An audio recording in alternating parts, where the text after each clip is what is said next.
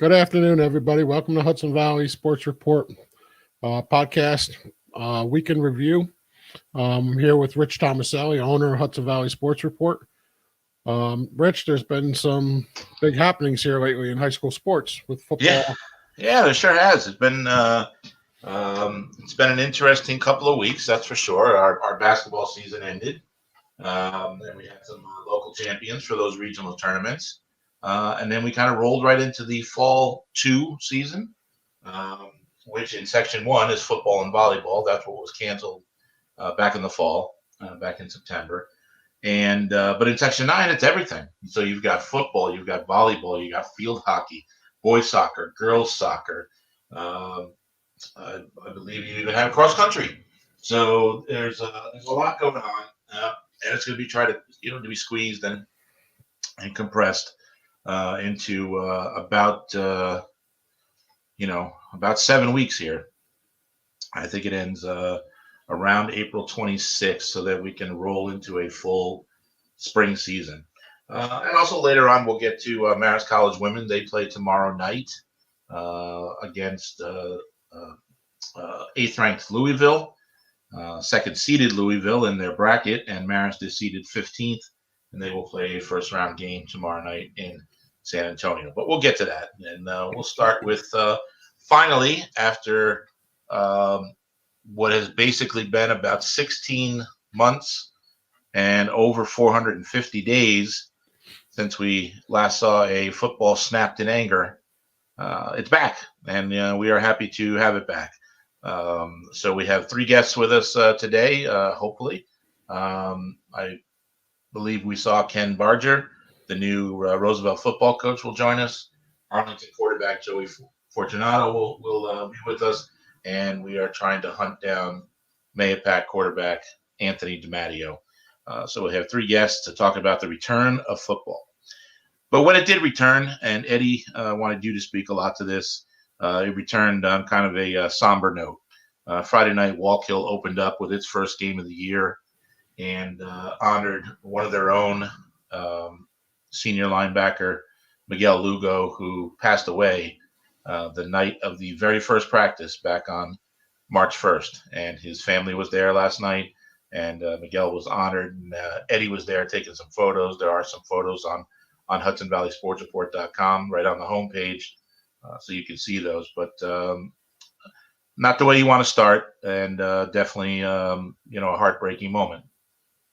Yeah, absolutely. Anytime you lose a 17-year-old kid, or especially a teammate, I mean, that's gotta really, really affect your team, your school, the whole gambit. I mean, to lose somebody like that, popular kid, 17 years old, football player, what they did at Wallkill that night was, yeah, they played a football game, but they honored the kid more so than anything else. Yeah, I'm not even sure the final score, man. I can't even remember the final score off the top of my head. Yeah. I think it was 28-0 Minutes. Yeah, it was. Their heads weren't there. It was 28-0, and now watching the game, the kids weren't into the game at all. No. They had a ceremony prior to the start of the game. They had one of his jerseys. The team signed it. They had it framed. They presented it to the parents. It was senior night. So the parents were there for that as well. The school district actually took his number on the 25-yard line and painted it, which, according to Wallkill, PA announcer will be there forever now. And as they say in Wallkill, once a Panther, always a Panther. And, he will be memorialized on that field now for forever. Yeah. And like you said, none of this, I mean, Hudson Valley Sports Report has been around now for 9 years, I think. And it takes a toll on me. I can tell you that. I mean, I'm a father, so obviously it's going to hurt, from that standpoint. But both my boys are athletes, and obviously that hurts as well. And I've been through this, at least 3 or 4 times. The young man from New Paltz, who the cross country runner, the track runner, who passed away a few years ago. I'll never forget that memorial for him in the parking lot of New Paltz High School, releasing the purple balloons. We still have that video on the website, and that was that took a lot out of me. I can tell you that much. And equally so when Poughkeepsie basketball star Kaval Haylett was murdered after one of the postseason All-Star games. That was brutal. It was just it was very difficult to cover, and certainly don't want to make it sound like oh boy, I hate to be put in these positions, because it was nothing compared to what his family is going through. So No, absolutely not. Yeah, it's just a very very difficult. Yeah, I mean, it was everybody got kicked in the rear end with this COVID thing. And finally, we were seeing some daylight, and they're allowing fall sports to come back, and they're going to, spring 2 or whatever they want to call it. And football season was going to start. Everybody's crazy about football, and we can't wait. And then, first day of football practice, we get hit with this news, and it's tough, it just doesn't stop. Yeah, and it took a little bit of the luster off the start of the season, but. We're all thankful that we do have football back and volleyball in Section 1 for the this condensed Fall 2 season, and certainly we're happy that Section 9 is able to get all of those sports in. Yes, it's a very compact, tightened, truncated, whatever word you want to use to describe the season, in which there will be no sectionals, no state championship. That was already a given. But I think I've been blown away and impressed by a lot of the kids that we've talked to, and to a person, they've all said, look, we've been dealing with this for a year now. We're kind of over it, and we're just happy to be on the field. We're not going to look back and say, oh, if only there were sectionals, if only we had a state championship. No, I think they're happy that they're back, and they blow me away with their great attitude. But you know what? These kids do that to me all the time. They are just a special group. Student athletes are a very, very special group. Yeah, absolutely.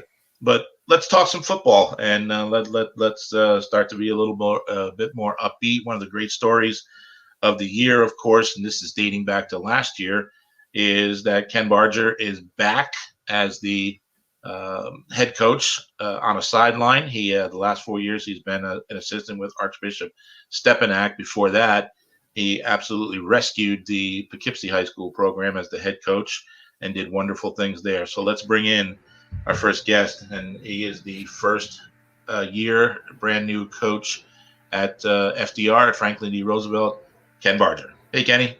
How we doing? We're doing great. How are you? Really, really well. Actually, just enjoying a little downtime on a Sunday. Just listening to you guys. Obviously doing a great job as always. Rich, ever since you started Hudson Valley Sports Report, it's been a true, authentic, experience for us as coaches and players and community. So, obviously I'm thankful. That's probably the best word for it. I'm thankful for both you and Ed today, inviting me to come on. And it's just something that, obviously it's a new opportunity, and, I'm excited about it. But like I said, I'm really thankful to be here to talk to you and once again, share into that really special piece of high school sports in our area. Yeah, and we're thrilled to have you back, and thank you for the kind words. But this is all about you today, because you were back. You were named head coach last year. Obviously, you've been working through the pandemic, just like a lot of your colleagues. The great news, of course, is that you opened up with a win. You beat Monticello 26-6. So let's talk a little bit about what it felt like to be back on the sidelines as the head guy and to notch that first win in your first game. Yeah, I mean, so much of it was so surreal. You had mentioned, my last, my previous last game was at Archbishop Stepanak. We were in the New York City Catholic League Championship down on Long Island. Thousands of fans and just all of the things that go with a huge game. And to take it now, to have, to miss a full, fall season and then to come back and be able to piece these things together, in a way where our kids have been, since we got the clearance to go, in mid-October, teaching again and being a part of something from the ground up has been, it's been revitalizing. It's been, it's been so awesome in terms of it, because it's such a different experience from the flip end of it, with Stepanak. So it is something that it's made me really appreciate, being a teacher again. It makes me appreciate the process and that understanding that, high school football, high school sports are an extension of the classroom. And it's something that, Absolutely. Yep. That's the biggest piece of it, is like all of those little things that, we can start to talk to the kids about and really help them become better, first and foremost, better human beings, but better sons. We're lucky that we even have a young lady playing for us. So there's just so many lessons that the game that teaches, and honestly, 90% of it is all the stuff you don't see on the game. So, the game is great, but the opportunities in the weight room and the practice field and in the hallways, those are the things that really, really matter most.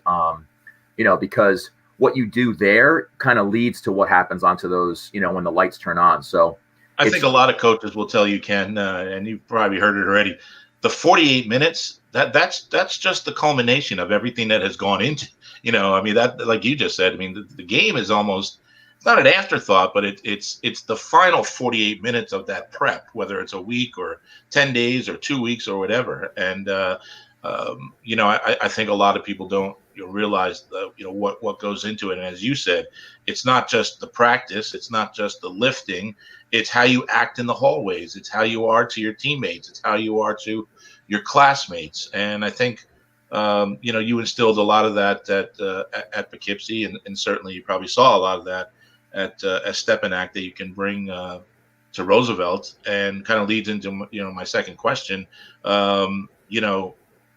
That's been a tough program of late. The victory over Monticello was their first in a couple of years, and talk a little bit, just about how you spent the off season, and in retrospect, maybe you got a little lucky or a little break that COVID canceled some things. You had a chance to work on, quite a few things in the off season. Yeah.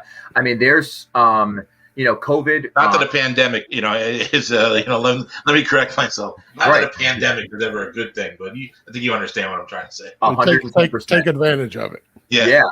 It's something that ultimately for, in teaching, and the number one thing of really teaching the kids, our staff, is really all about understanding that with every adversity comes an opportunity. So, it's something that, if we sit around and feel bad for your circumstances, well, the thing about life is it's going to continue to progress, so, and life is made, athletics are made, academics are made, and our community is made by those who move forward. So it's something that, starting, September 1st, on my hire date, it was something that, I found out today that our last win was in 2018. It was something that, for us, we didn't really address it from that standpoint. We went in with the mindset of literally just helping them unlock their talent. There is a ton of talent at, in the FDR community, in the Hyde Park community, all of those pieces. So it's something that from that end of it, for us, it's really just unlocking that piece, right? We're very lucky in that I've already been in contact with our modified program, and our youth program, the Hyde Park. They are formerly known as the Hyde Park Eagles. Now they're the Presidents. But it's something that we're just really lucky to have a very strong community base, and now it's time to help them kind of unlock that piece across the board. So yes, it's FDR football has been a challenge, and it's something that obviously when you think about it in terms of being in high school, it's about those kids. It's about, the team and how we help build those people into confident young men and women. So it's amazing what a little bit of, or a whole lot of positivity and confidence and all of those things can do for a group of seniors. And once the seniors buy in, everybody else kind of just flows with it. So, yeah. No, I was going to say strictly from an X's and O's standpoint, what did you come away with after the victory that you could sit there and say, you know what, we did this, really, really well, and here's a couple things we'll have to work on? So going in, I was really lucky in that we have several returning offensive linemen. It's very rare that when you come in, you're able to have some of the pieces that we have. This is a senior group that is literally hungry to play, hungry to do things, hungry to just get those experiences in. So, when you have our right tackle happens to be about 6'4" and 290. Our right guard is Joey Paterno is just an incredibly special young man. If you get a chance to see him, at linebacker or at guard, like he's literally a throwback to, a Brian Bosworth type. It's weight room. It's all of the energy and the juice, and then when you have a running back like Gavin, it's just something that you're able to. If you remember, my Poughkeepsie teams were much more high speed, high tempo, throw the ball around. Right. And Josh Oliver and DeAndre Smith, and then we're very lucky in that we have a very seasoned offensive line and a couple of power running backs that are just we're almost going to play more of a Brian Walsh style of downhill, control the ball, and lean on our run game and go from there. So it's the same X's and O's. It's just a different variation of what we normally do. Right. Yeah, I'm trying not to think too much, Ken, about your Poughkeepsie days because a couple of your players have friended me on Facebook, and I was only too happy to friend them back. And but now they're writing about stuff where I just got married. I just got my first kid. Yep. I'm just like, okay, thanks.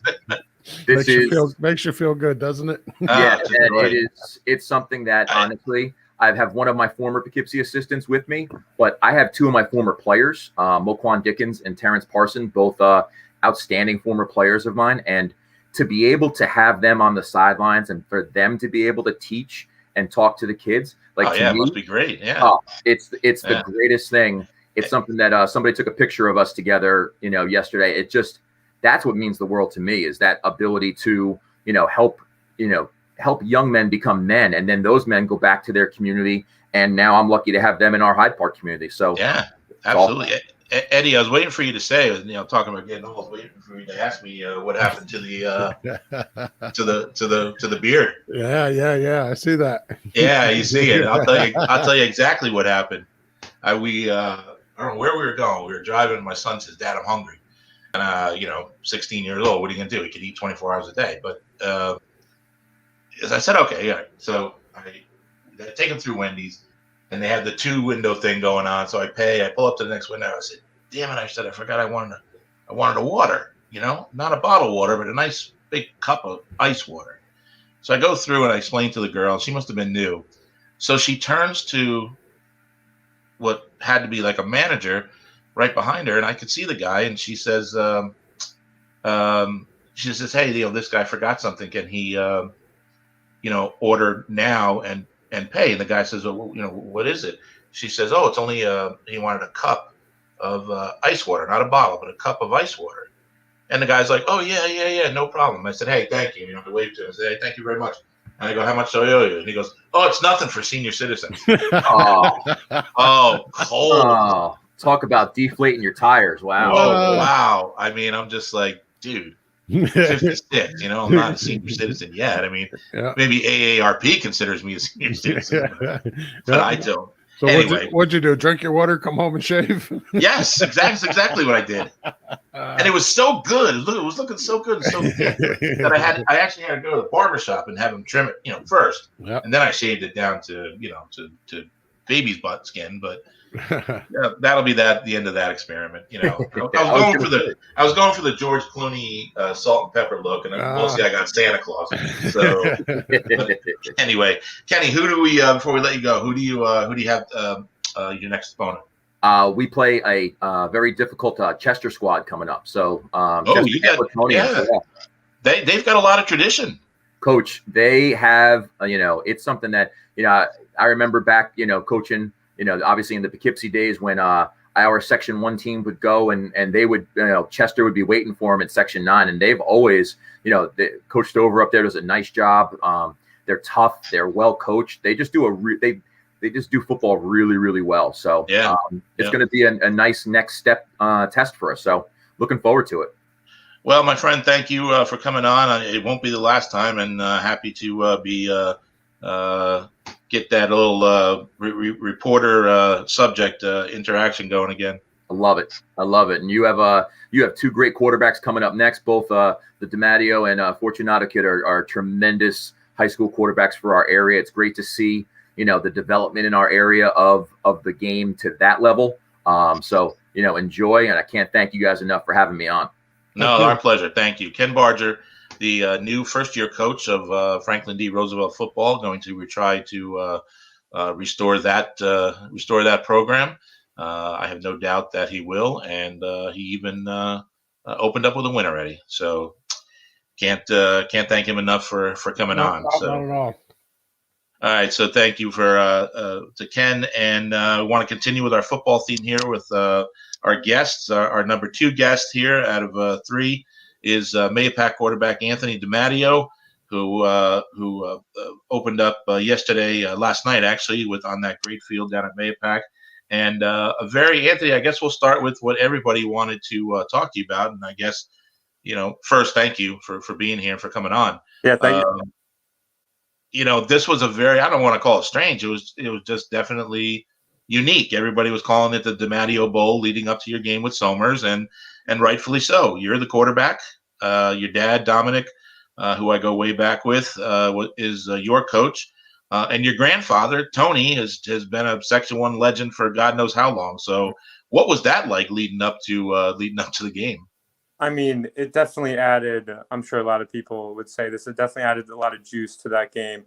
I mean, with COVID and everything, I don't really think people anticipated like the atmosphere and that many people being at the game. I mean, I can only imagine without the pandemic, I can only imagine how many people really would have been there. And I just think like we drew a big of a crowd just because we had Josh Thompson there and Pete Ruff there last night. I think that whole family factor, and like you said, it was just something so unique that I think people just had to be there to see it. And he came up to me right before and right after the game.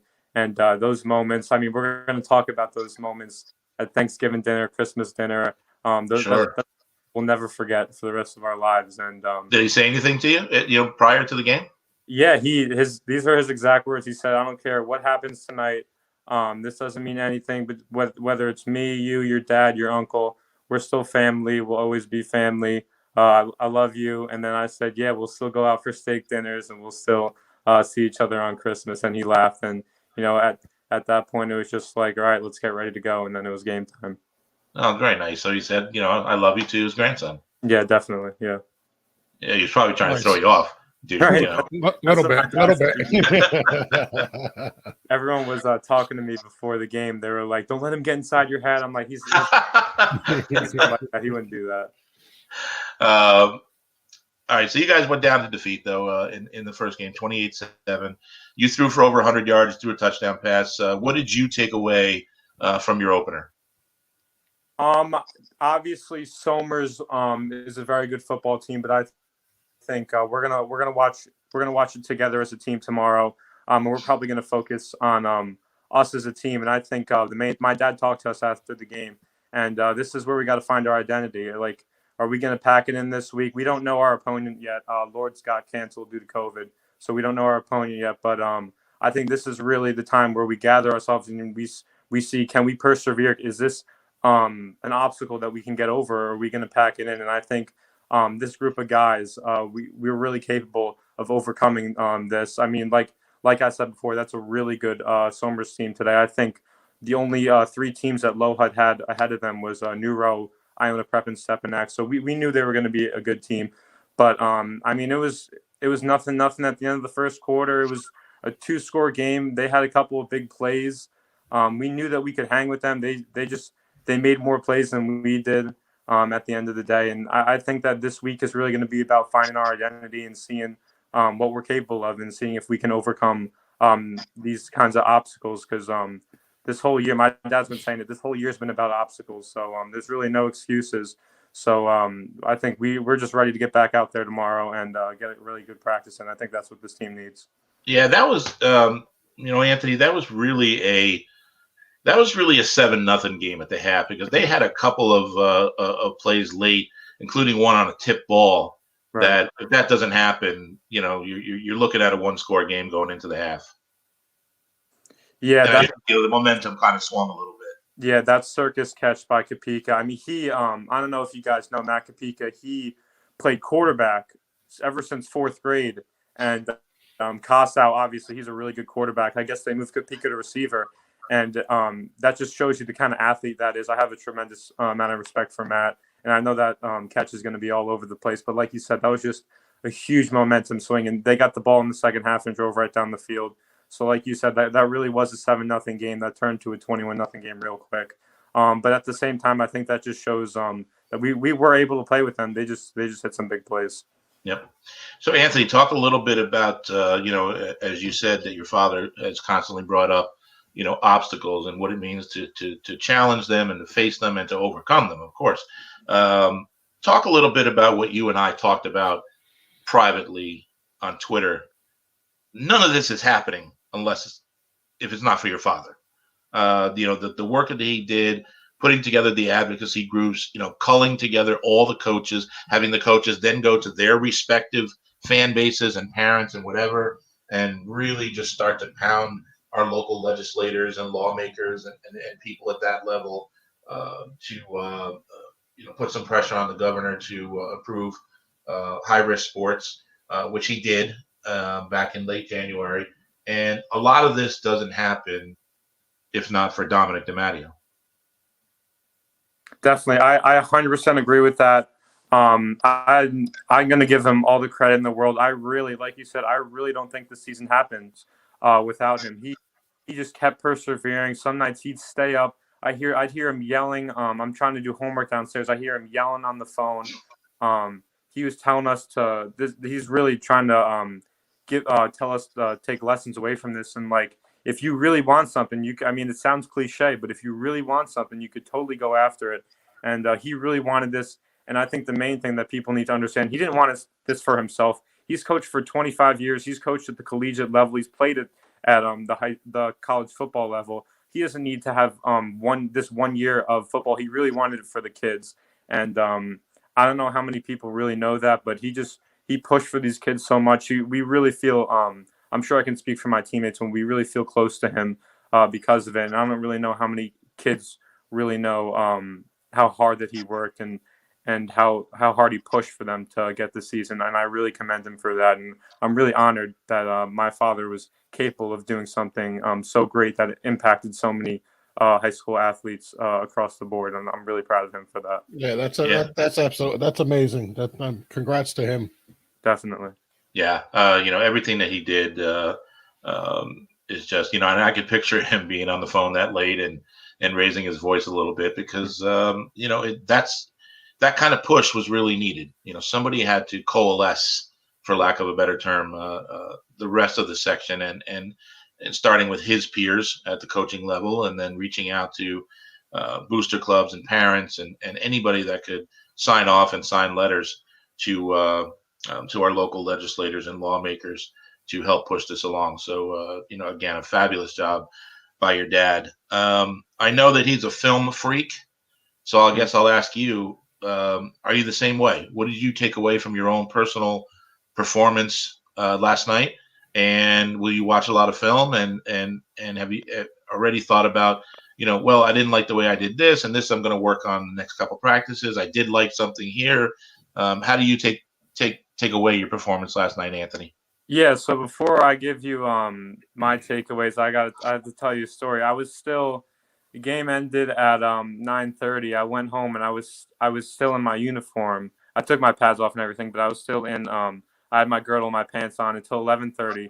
I think I watched the entire film over 3 times, just trying to figure out what went wrong. My dad actually came because he's the same, like you said, he's a film junkie. He was watching film. He came into my room and yelled at me to take a shower because I watched the film at least 3 times, like watching specific plays that I remember, like, hey, what went wrong here?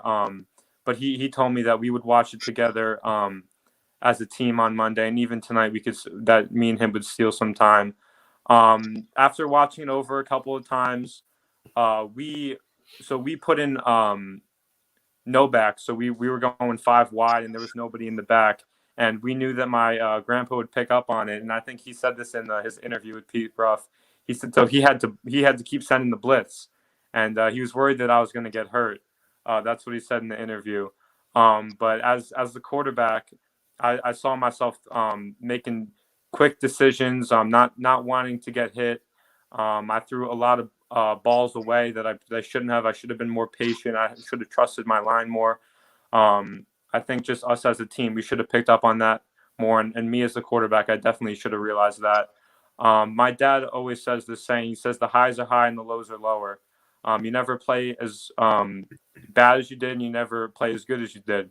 So I came off the field after a 28-7 loss as the quarterback, only putting 7 points on the board. I was really I put a lot of blame on myself for that. And then I look back at the film, and like you said, they hit a lot of big plays on defense. On their offense, hit a lot of big plays. And I threw a couple good balls that I didn't know I could really make. So I kind of I'm starting to discover my comfort zone. I don't really know. We're still gonna. My dad will probably really break that film down tonight and really tell me what he thought of my playing. But I didn't play as bad as I thought I did coming off that field with the 28-7 loss at that time. Because at that time, you just feel like you played terrible. Right. The weight of the world was on my shoulders at that point. And I just feel like I blew it away for us. I think at that point, I was kind of feeling, I can't believe I lost to grandpa at this point. But that's not really what it was about. I think it took me a little bit to realize that. But I didn't play as bad as I thought. But there's definitely many things to correct. So before we let you go, I guess I'll have to ask the obvious follow-up question. Does Dom always have to come into your room to take a shower, or is this just a football thing? I'm a really big I love taking showers before school, before I go to bed. I take 2 showers a day. I think that's All right. So you're not a typical teenager. No, I'm not. In some, I guess last night I was being a little selfish. I was probably stinking up my own room, but he definitely has to do that every once in a while. All right. So hopefully we can get you on again. I want to thank you for coming on. I know we've been talking back and forth about a way to get you on the podcast, and I'm glad that we decided to change it over to Sunday so we can get more players like yourself on. But thank you. I really appreciate you coming on today. Thank you for having me. Thank you very much, guys. All right. Anthony DiMatteo, Mayapack quarterback, the Indians losing last night in their opener 28-7 to Somers. And, of course, Somers coached by Anthony's legendary grandfather, Tony DiMatteo. So let's switch over to one more quarterback, our third guest of the night. So happy to have all these guests here on the podcast, and that certainly will continue. Joey, I can't help but think that in our area, when you start thinking about all the schools in the Hudson Valley, especially Dutchess County, you start thinking about the biggest schools, and then you start extrapolating it to other sports and whatever. I'll never forget people telling me, especially here in New York, that the toughest job is to play center field for the Yankees or quarterback for the Giants. And here you are stepping into the role of quarterback for the biggest school in the area. Congratulations! You had a great game. You blew out Suffern on the road. You had a couple touchdown passes. Talk a little bit about the first game and your first experience. Yeah, it was good.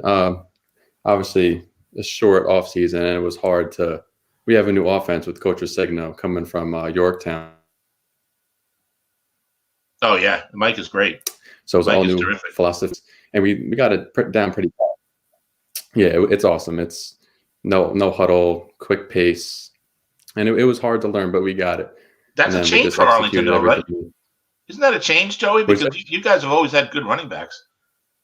Oh, yeah, definitely. It's more of the same kind of power scheme that we always had, but a lot more out of the gun. We're traditionally out of the eye, power counter. Right. Like Anthony DiMatteo, that's our former coach. So obviously Coach Morano had the same kind of philosophy, but with Resigno, it's the same kind of thing, but a lot more run pass options and stuff, which I think helped us a lot against Suffern.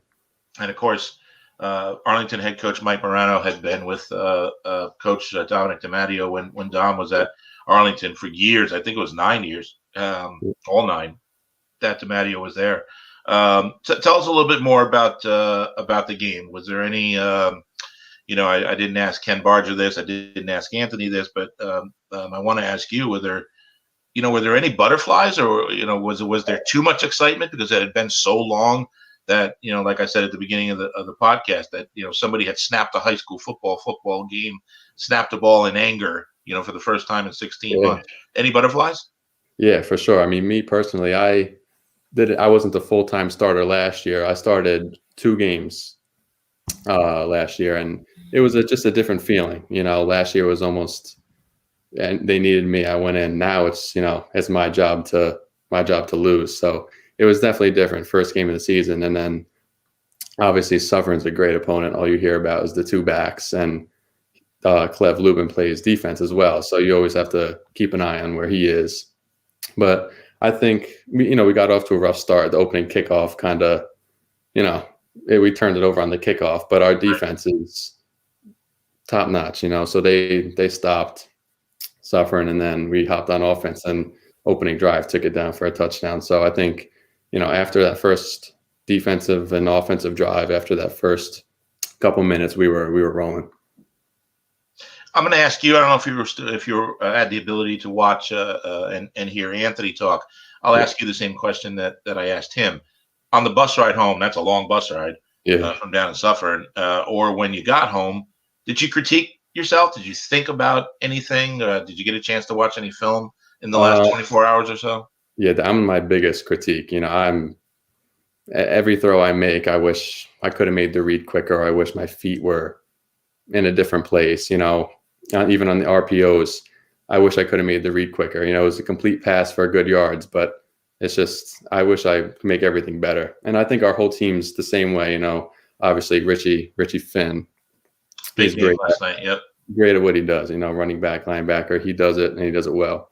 And Xavier Grant, he's, we got a power and a speed back, and they both do it great. And I think they both always asking questions in game, out game, practice. They text me on the side, hey, what can we do different here to make this quicker? Wide receiver, Frankie Vanzalata, Gary Lizito, Ian Griffin, we're always working to get better. So right away, you go from the fire to the pan, or pan to the fire, whatever the saying is. You've got Carmel this week, and they dropped 51 on Fox Lane on Friday night. What do you know about the Rams? They had a tremendous season last year, or the last time you guys were high school football was played in 2019.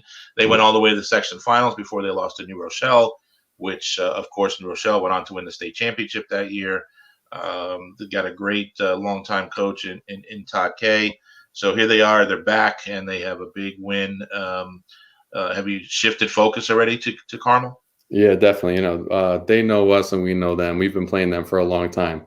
The group of seniors we have now, we've been playing them since 6th grade. So, we know those guys. So it's always a good match. And then, Coach Morano, he posted all the defensive checks already, and Resigno, we've got, all of our special plays for Carmel, and we're ready. Obviously tomorrow we're going to get back to practice, and then it's a longer week because our game's on Saturday.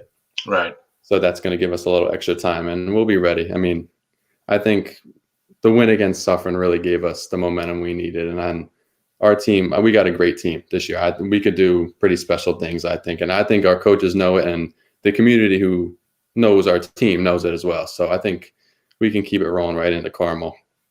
And Joe, after the first game, after last night, at any point did you finally feel like this was football? And by that I mean you only had a couple of weeks, to get ready. You went from March 1st to whatever it was. So you had 2 weeks to get ready. It's March. It's not September or October. Mm-hmm. It's it's just obviously the pandemic is still hanging over everybody's head. But at any point during all of this, even maybe before the game or once the game started, did it finally feel like, yes, we're in a real high school football season? Yeah, it's weird, like the things you thought you'd never miss. Like we all get to the school and wait for the team dinner or wait for coach to tell us it's like there's just the little things that you miss. It's like even driving to the game, it's just the little things you miss, or after you get off the bus, especially after a win, that always helps a little bit. And then we all walk out to our cars to drive home, see Monday. It's just the little things. And then in game, it's just the pregame jitters. And of course, Coach Morano's pregame speeches, if you know him, you love him. He knows how to pump you up, and yeah, he does. Yeah. His speech this week was about no regrets. And obviously I won't get into what he said. It's, but I don't know how he does it. We always joke with him, and especially I have him as a teacher as well for English. And I always say, "Oh, coach, how about this one this week?" And he's always like, "Oh yeah, whatever." But he knows how to do it, and he does it well. It's every week it's something different. And the no regrets, he put it in perspective for us. This game, every game could be our last, and especially this season, someone can get test positive and that's it. So I think his speech really had us focused on the game. That was it. Yeah, sure. Look what happened to Lords. Their first 2 games are canceled because of an exposure of someone in the program. So it can be fleeting, but even more so this year. Yeah. Well, listen, we want to thank you for coming on. I'm glad we finally were able to connect and get you on the podcast. Thank you. I've been waiting a long time. Yeah, best of luck against Arlington. Against Carmel. That is a road game on Saturday for Joey and the Admirals, and we'll have you back on. Sounds good. Thank you. Thank you. Joey Fortunato, Arlington football quarterback, paced his team last night to a big win, a huge win. I believe the Admirals won by 28 points on the road at Suffern. So good stuff. Yeah, absolutely. I mean, you know what? It's great. With the guests that we just had, listening to the stories, and I can't help but go back to the LaFaro kid from Middle Hope, where, she wasn't going to get her 1,000th point. Right. Here's this kid playing a football game against his grandfather with his father coaching him. I mean, these are. Yeah, we've got some great storylines here, don't we? Absolutely. I mean, these are things that you just wouldn't have if, the kid's father wouldn't go, pressure the governor to allow high school sports. Yeah. These are the moments these kids would have missed. I thought the great anecdote was, obviously the guy's been coaching for so long, Tony DiMatteo, he recognizes right away that they're in a 5-receiver set, nobody in the backfield. But one of his concerns is, well, if I blitz too much, am I going to get my grandson killed? Yeah, exactly. I mean, that's a great nugget. So, but all right, a couple minutes left here. Let's just shift gears. Monday night, Marist College women's basketball play. They have been and thank goodness, they have been in San Antonio all week. And I say thank goodness because I have a son at Marist College, and as of a few hours ago, we started taping this at what, Eddie? About 4:00 here on Sunday. Yeah, about 4:00. I think I got a text from him. Yeah, and Marist now is gone from pause into lockdown because of all the COVID cases on campus, and it's difficult, for the college students. Obviously, this pause has now been upgraded so that he, not just my son, but the rest of the campus can't go to the McCann Center and work out, can't go to the cafeteria, going to get meals, delivered to them, and Lord knows what they're going to look like. Can't go to classes. Every class now is no longer in person. Everything's online again. Everything is online again. It'll be remote. So.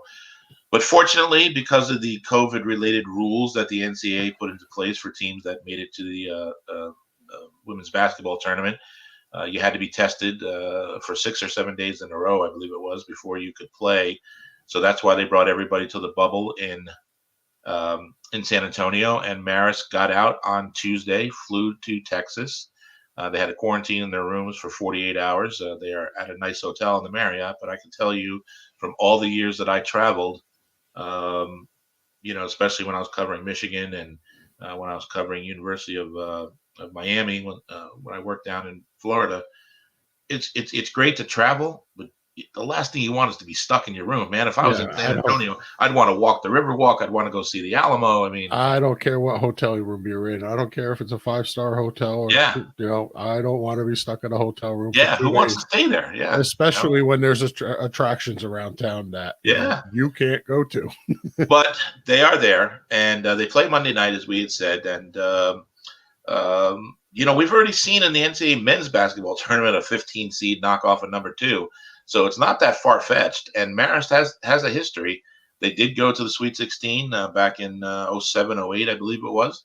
And of course Brian Georges is just has been like the person like Midas. Everything he touches turns to gold, and that happened at the high school level.